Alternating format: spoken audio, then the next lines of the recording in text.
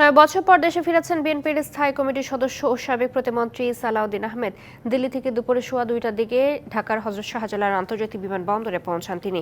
এই বিষয়ে সবশেষ জানাতে হযরত শাহজালাল আন্তর্জাতিক বিমানবন্দর থেকে যুক্ত হচ্ছেন সহকর্মী মোহাম্মদ হুসাইন। হুসাইন, আপনি নিশ্চয়ই শুনতে পাচ্ছেন আমাকে, জানাবেন সেখান থেকে সার্বিক পরিস্থিতি। বেলা ২টা ১৫ দিকে কিন্তু বিএনপির স্থায়ী কমিটির সদস্য সালাউদ্দিন আহমেদ ভারত থেকে ঢাকার শাহজালাল আন্তর্জাতিক বিমানবন্দরে এসে পৌঁছেছেন এবং আমরা বিমানবন্দরে যে ভিআইপি লাউঞ্জটি রয়েছে, ভিআইপি গেট রয়েছে, সেই ভিআইপি গেটে অবস্থান করছে সাংবাদিকরা। এখানে প্রচুর বিএনপি নেতাকর্মী, বিএনপির শীর্ষ নেতারা সহ বিভিন্ন স্তরের নেতাকর্মী কিন্তু তাকে স্বাগত জানানোর জন্য অপেক্ষা করছেন এবং অসংখ্য সাংবাদিকরাও কিন্তু তার সাথে কথা বলবার জন্য অপেক্ষা করছেন। তিনি বেরিয়ে এসে সাংবাদিকদের সাথে কথা বলবেন।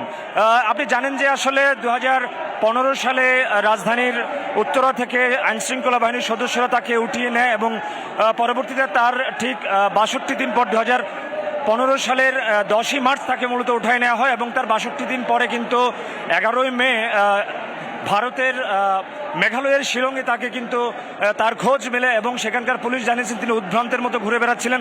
বিএনপির এই শীর্ষ নেতার আগমন উপলক্ষে এই বিমানবন্দরে অজস্র হাজার হাজার নেতাকর্মী কিন্তু ইতিমধ্যে ভিড় জমিয়েছেন এবং তাকে এক নজরে দেখবার জন্য। এর মধ্যে কিন্তু বিএনপির সিনিয়র যুগ্ম মহাসচিব রুহুল কবির রিজভী এসেছেন, আমরা দেখেছি প্রচার সম্পাদক সুলতান সালাউদ্দিন টুকু এসেছেন, এছাড়াও স্বাস্থ্য বিষয়ক সম্পাদক এবং অন্যান্য বিএনপি নেতারা তাকে স্বাগত জানানোর জন্য এসেছেন এবং তিনি এখানে এসে সাংবাদিকদের সাথে কথা বলবেন। তো আপনি জানেন যে আসলে তাকে দীর্ঘদিন তিনি নির্বাসিত ছিলেন, ৯ বছর পরে কিন্তু দেশে ফিরছেন।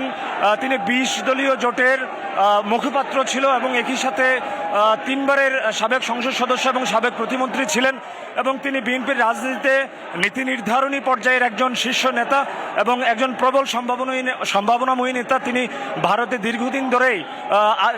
দীর্ঘদিন ধরে নির্বাসিত ছিলেন এবং এই সরকারের কারণে কিন্তু তিনি আসতে পারেননি, সরকার তাকে আসতে দেয়নি এবং এই যে তার স্ত্রী কিন্তু বিমানবন্দরের এই ভিতরে এসেছেন তাকে রিসিভ করবার জন্য এবং ২০১৫ সালের পর কিন্তু ২০১৮ সালে তার বিরুদ্ধে যে অনুপ্রবেশের মামলা হয়েছিল সে মামলাটি ২০১৮ সালে সেখানকার নিম্ন আদালত খারিজ করে দেয়। এরপরে কিন্তু ভারত তার এই মামলার বিরুদ্ধে একটি আপিল করেন এবং সেই আপিলও কিন্তু ২০২৩ সালে খারিজ করে। এরপরে কিন্তু তার ট্রাভেল পাস নিয়ে এক ধরনের জটিলতা ছিল। তো সব কিছু পেরিয়ে আসলে সকল উৎকণ্ঠা, আক্ষেপ এবং সমস্ত যন্ত্রণা সবকিছু পেরিয়ে এই স্বৈরশাসকের মুক্তির পরে কিন্তু এই প্রথমবারের মতো ৯ বছর পরে তিনি দেশে ফিরছেন, তাকে এক নজরে দেখবার জন্য। হুসাইন, ধন্যবাদ আপনাকে।